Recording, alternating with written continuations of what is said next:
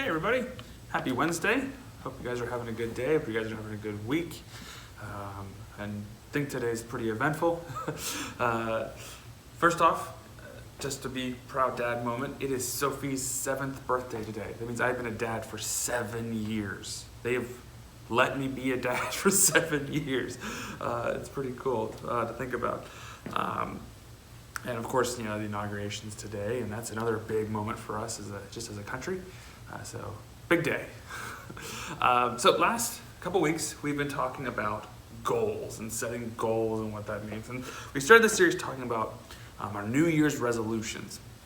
And did you know that after like 2 weeks, most New Year's resolutions are already broken? Most people have already just given up on them.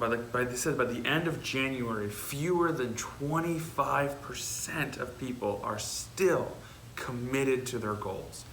Less than a quarter of people who make New Year's resolutions are actually still committed less than a month into the entire year. That's because achieving goals is hard work. Achieving goals is just super hard work. And even when we make detailed plans with the best intentions, it takes strength and commitment and perseverance in order to see our goals all the way through. I don't know what your goals are right now. They're spiritual goals or physical goals or mental or relational.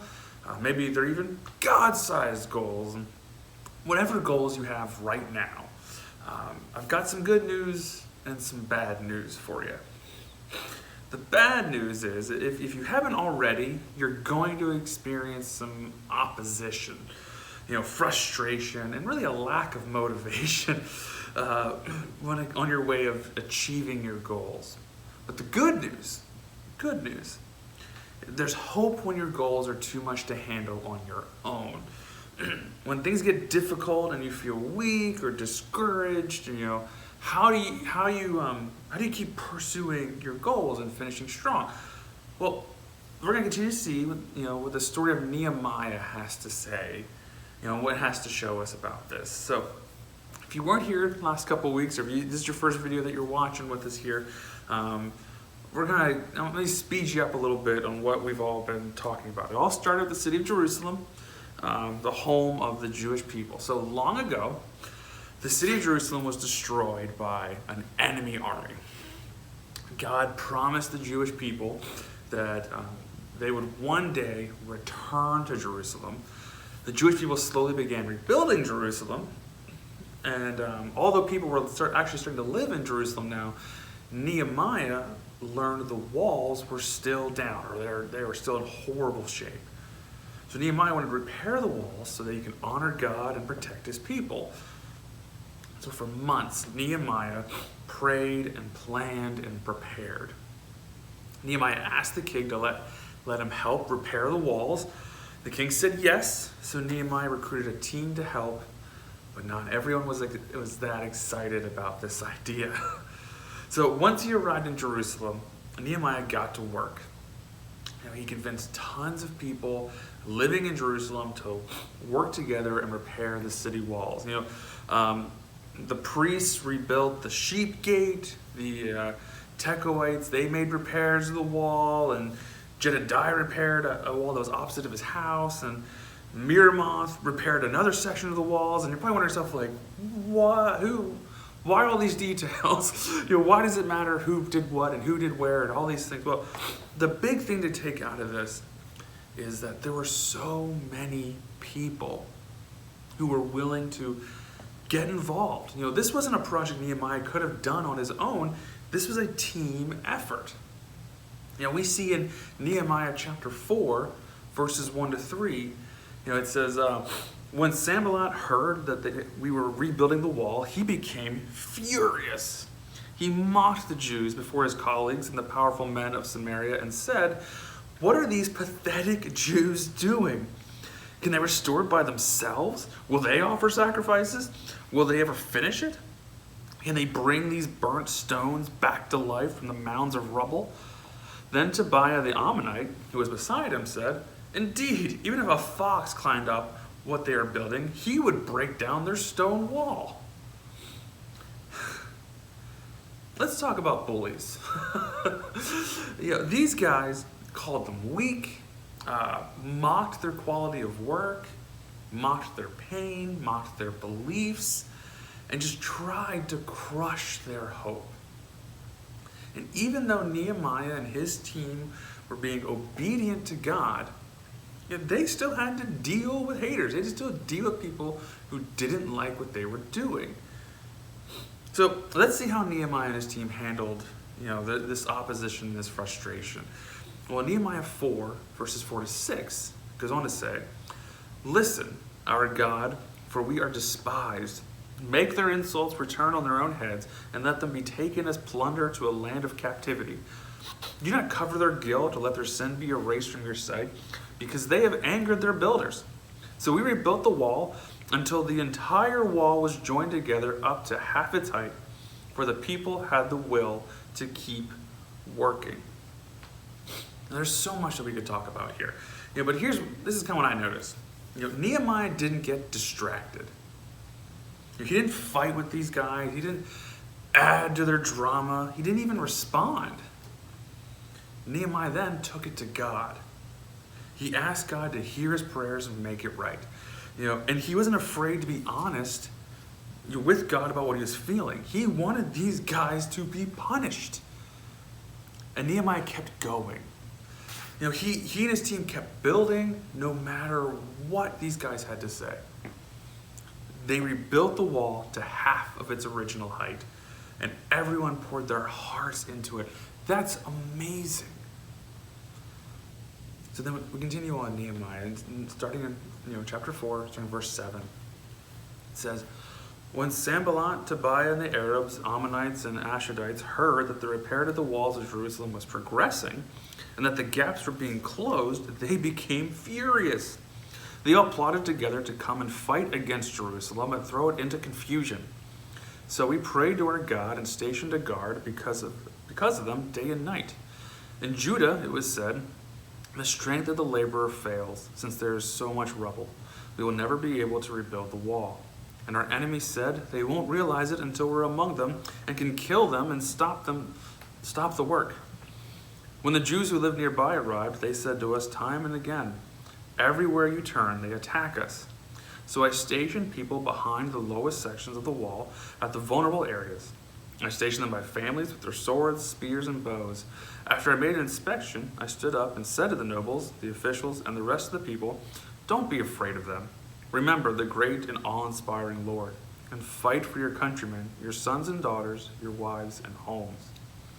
When our enemies heard that we knew their scheme and that God had frustrated it, every one of us returned to his own work on the wall. From that day on, half of my men did the work, while the other half held spears, shields, bows, and armor.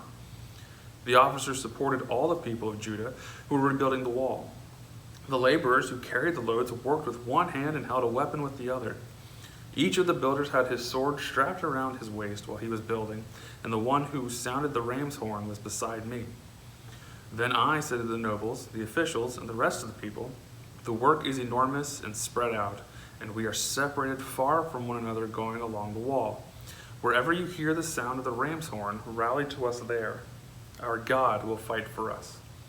So we continued the work, while half of the men were holding spears from daybreak until the stars came out. At that time, I also said to the people, 'Let everyone and his servant spend the night inside Jerusalem, so that they can stand guard by night and work by day.' And I, my brothers, my servants, and the men of the guard with me, never took off our clothes. Each carried his weapon, even when washing." After so much opposition, the strength of Nehemiah's team was giving out. These bullies were relentless, but Nehemiah was committed and strategic. Nehemiah took it to God again. He'd been in constant communication with God since the very beginning, and this moment was no different. Nehemiah prioritized rest.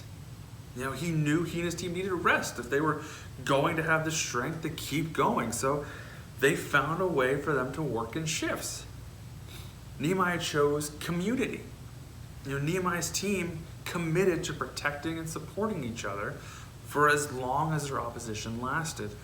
And Nehemiah kept going. Again, the job was a little more difficult than it had been in the beginning, but Nehemiah never stopped. He kept moving forward, adjusting his plan, and getting creative in order to continue their work. I wish I could tell you that Nehemiah's opposition just ended there and everything was done, but it didn't. He faced even more obstacles in chapters 5 and 6, both from his enemies and from his fellow Jewish people. At one point, Nehemiah received a series of just terrifying letters and death threats, and these men did not want Nehemiah to finish this wall.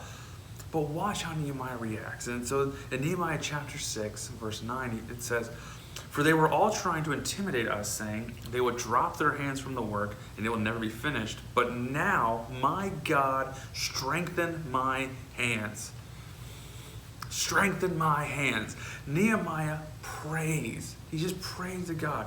He could have asked God for anything, but he simply asked for strength to finish the work.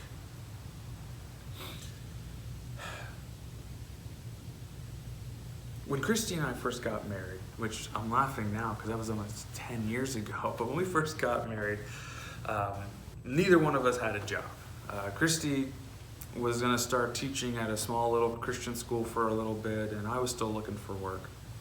And I remember working at Sears Portrait Studio, taking pictures of little kids and their families. I worked at Bottom Dollar Grocery Store, in the produce section.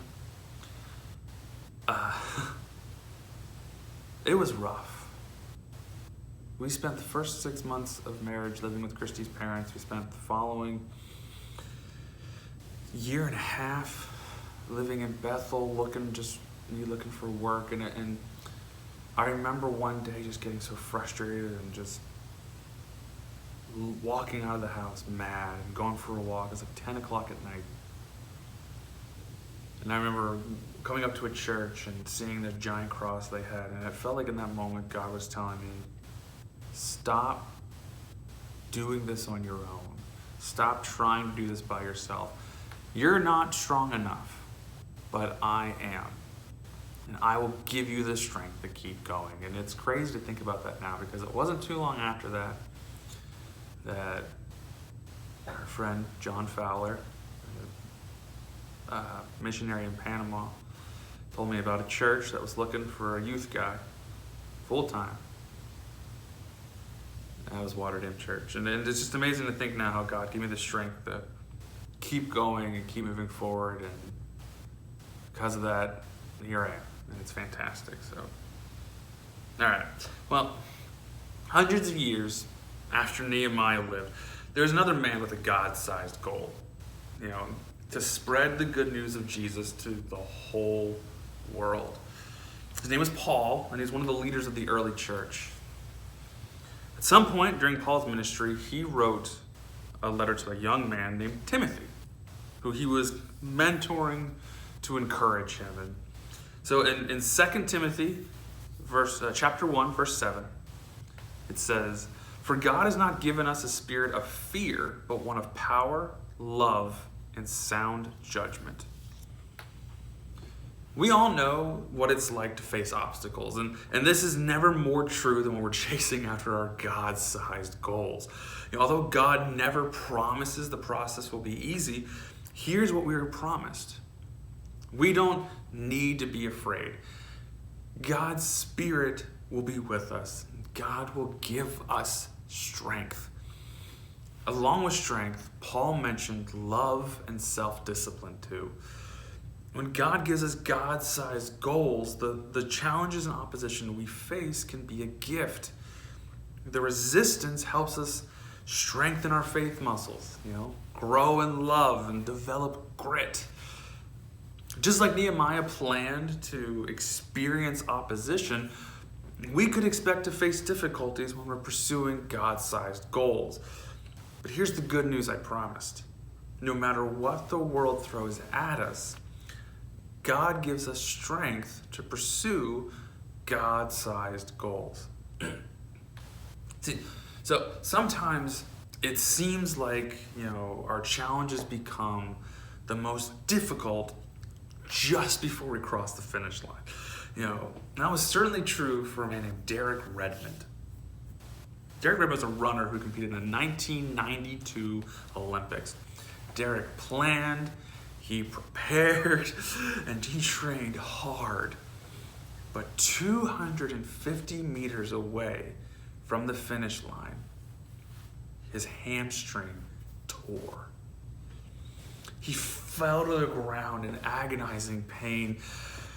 But I'm sure while his physical pain was immense, I'm sure his emotional pain was through the roof, and his Olympic dreams had seemingly just been dashed. He's thinking to himself, never gonna get to finish. And then all of a sudden, a man appears, grabs him, picks him up, and starts to carry him across the finish line. And we learn that man was his father.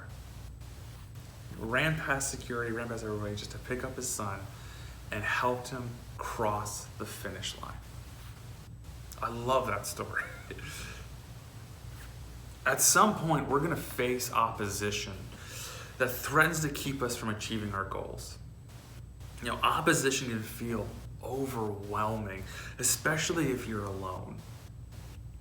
But when you're following Jesus and chasing God-sized goals, you're never alone. God is with you. God gives you strength. God will even carry you when you can't keep going on your own. So, what's one of your goals? Are you thinking of something right now? What's something that you're working on? If you're not sure what you think about God or God-sized goals right now, that's okay. What I'm going to share with you applies to any kind of opposition or discouragement or difficulty you might face. If you're not sure if you've found a God-sized goal for yourself yet, then that's okay too. Your God-sized goal doesn't need to be about, changing the whole world. It might be as simple and powerful as just making a difference for Jesus in your school or in your family, or just your friends. If you think you might have a God-sized goal growing in your heart, that's awesome. It's great. Keep listening, because you're bound to face some opposition to that goal eventually. A few moments ago, we just saw how Nehemiah handled opposition. Now, what if we took those same tactics that Nehemiah used and applied them to our goals? Do you have one of your goals in mind here? Is there something you want to do or become or change, but you're facing opposition? Keep your goals in mind as we think about these 5 things together. When you need strength to pursue God-sized goals, first, take it to God. Nehemiah was in constant communication with God, but this was especially true when he was facing opposition. When you're struggling with the goals God has called you to pursue, what would it look like for you to talk to God more regularly? What would you ask for? What would you say? Also, choose community. God gives us strength through the Holy Spirit, but God also gives us strength through community. We weren't designed to pursue God-sized goals alone. We need each other. So when you're facing this opposition and you're losing strength, what would it look like for you to lead on your community? Are you surrounded by people you trust? And if not, maybe building that community is your first step. Also, rest. That's hard to do, but rest. Nehemiah asked God for strength to keep going. But he knew he and the rest of his community needed rest too. We weren't designed to hustle forever. So what would it look like for you to just make rest a priority? When you're feeling overwhelmed or weak or tired, what helps you feel rested and renewed so you can keep going? Is it sleep? Is it time with your friends? Is it time just by yourself? time away from the internet, the TV, and your devices, just reading a book. What gives you rest? Also, don't get distracted. When you're following God, not everyone will like it or support your God-sized goal. That's okay. It's gonna happen. It's not your job to please everyone. All you need to worry about is pleasing God and staying close to the people who want what's best for you. So what would this look like for you? Whose voices do you need to learn to ignore? And finally, just keep going. Take a deep breath. Slowly breathe in and breathe out. If you can feel that breath, it means you're still here and you have another chance to keep going. Opposition will come. Things will get difficult. But if you know Jesus, you've got the Spirit of God inside of you, filling you with strength and power and love and self-discipline. With God, you can keep going. So, what's one goal you're working on? What's one goal you're working on right now requires God's strength? You got it? Now, do you believe, really believe, not just believe, but really believe God can help you reach your goal? If your goal honors God or was given to you by God, then yeah, you should. God can help you see it through no matter what comes. Take it from Nehemiah, take it from Paul and from Timothy. God gives us strength to pursue God-sized goals.